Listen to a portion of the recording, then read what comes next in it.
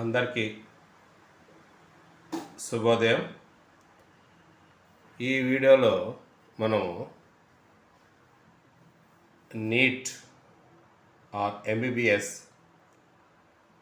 ఏ category B కేటగిరీల్లో fees వివరాలు తెలుసుకుందాం. ఈ ఫీజు వివరాలు తెలుసుకున్నట్లయితే దానికి అనుగుణంగా మనము ఫీజు ఏర్పాటు చేసుకోవాలి. ఇది విద్యార్థులకు వారి తల్లిదండ్రులకు ఎంతగానో ఉపయోగపడుతుంది. మరి ఆ ఫీజు వివరాలు చూద్దాం. మనం ఇక్కడ ఒక టేబుల్ని రెడీ చేసినాం, కాలమ్స్. దాంట్లో చూసినట్లయితే tuition fee, category A, category B1 and B2, category B remarks. So ఇక్కడ ట్యూషన్ ఫీజు ఏ కేటగిరీలో చూస్తున్నట్లయితే 16,500. కేటగిరీ B1 అండ్ B2 కానీ చూసినట్లయితే 13,20,000.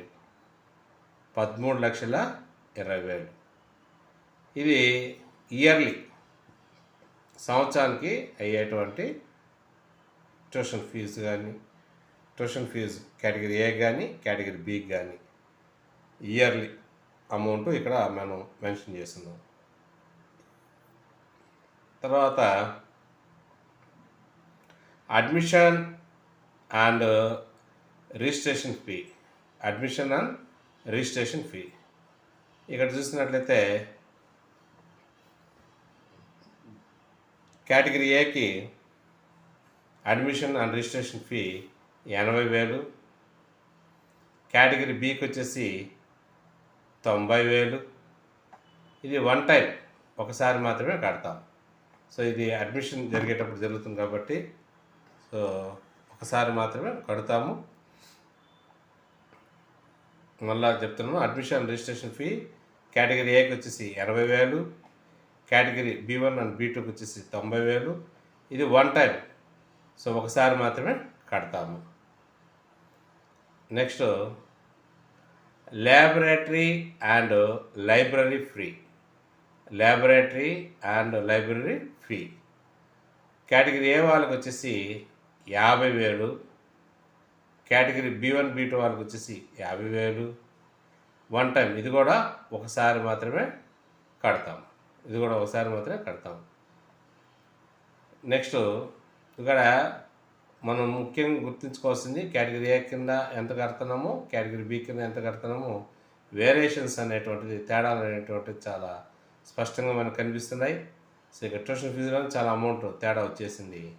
కాబట్టి విద్యార్థులారా, మీరు కష్టపడి హార్డ్ వర్క్ చేసి మరి ఈ నీట్ ఎగ్జామ్లో మంచి కాలేజీలో సీటు సంపాదించుకోవాలి అని దేవుని ప్రార్థిస్తున్నాం.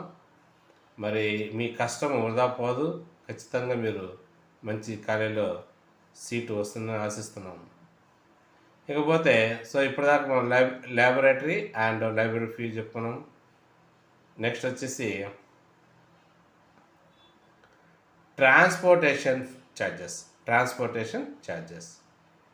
సో ఏ కేటగిరీ వాళ్ళకి 20,000 పడుతుంది, బి కేటగిరీ వాళ్ళకి 20,000 పడుతుంది. రిమార్క్స్లో వచ్చేసి ఇయర్లీ అని రాస్తున్నాం. ఇయర్లీ అంటే ఈ కేటగిరీ ఏ వాళ్ళకి కానీ కేటగిరీ బి వాళ్ళకి కానీ ట్రాన్స్పోర్టేషన్ ఛార్జెస్ సంవత్సరానికి ఒకసారి మాత్రమే కడతాం. అది గుర్తుపెట్టుకోవాలి. సో ట్రాన్స్పోర్టేషన్ ఛార్జెస్ ఇయర్లీ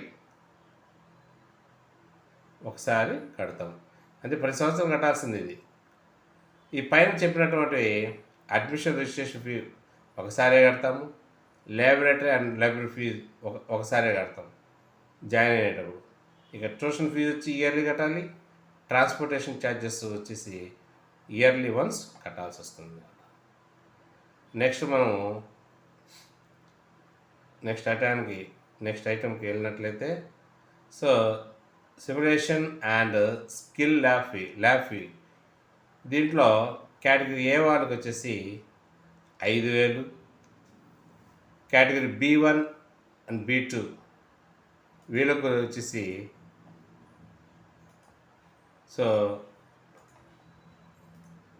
వీళ్ళకి వచ్చేసి 5,000. కేటగిరీ B1 B2 వాళ్ళకి కూడా 5,000. ఇయర్లీ రిమార్క్స్ మనం ఇయర్లీ అని చెప్పాను.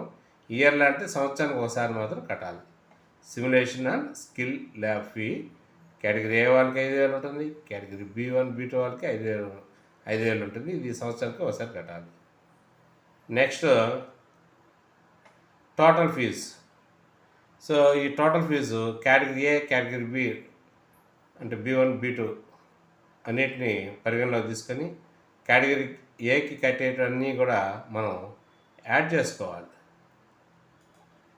కేటగిరీ ఏకి కట్టేటవన్నీ ఇవన్నీ యాడ్ చేసుకోవాలి. Tuition fee 16,500, admission and registration fee 80,000, laboratory and library fee 50,000, transportation charges 20,000, simulation and skill lab fee 5,000.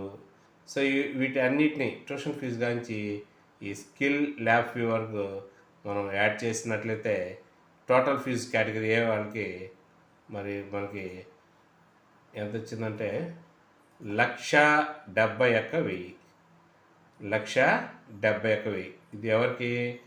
Category ఏలో సీటు సంపాదించిన వాళ్ళకి ఈ ఫీజు ఉంటుంది. వీటిలో ప్రతి సంవత్సరం కట్టే అమౌంట్లు ఉన్నాయి, ఒకసారి మాత్రం కట్టే అమౌంట్లు కూడా ఇక్కడ మెన్షన్ చేస్తున్నాం క్లియర్గా. Next category B1 and B2 తీసుకున్నట్లయితే ట్యూషన్ ఫీజు వాళ్ళకి 13,20,000 వరకు ఉంటుంది. 13,20,000 వరకు ఉంటుంది. ఇది ఇయర్లీ సంవత్సరానికి ఒకసారి కట్టాలి. ఇకపోతే admission and registration fee category ఏ వాళ్ళకి వచ్చేసి 80,000 ఉంటే కేటగిరీ B1 అండ్ B2 వాళ్ళకి 90,000 ఉంటుంది. ఇది వన్ టైం ఒకసారి మాత్రమే కడతాము. Next laboratory and library fee ఇది కేటగిరీ ఏ వాళ్ళకి 50,000 ఉంటే కేటగిరీ బి వాళ్ళకి కూడా 50,000 ఉంది. వన్ టైం ఇది కూడా ఒకసారి మాత్రమే కడతాము. ట్రాన్స్పోర్టేషన్ ఛార్జెస్ సో ఏ కేటగిరీకి వచ్చేసి 20,000, బి కేటగిరీకి వచ్చేసి 20,000, ఇట్లాగా అన్నీ కూడా కట్టాల్సి వస్తుందన్నమాట. Next simulation and skill lab fee so ఇక్కడ ఏ కేటగిరీకి 5,000, బి కేటగిరీకి 5,000. ఇది ఇక్కడ ఇయర్లీ అని రాస్తాను, అంటే సంవత్సరానికి ఒకసారి కట్టాలి.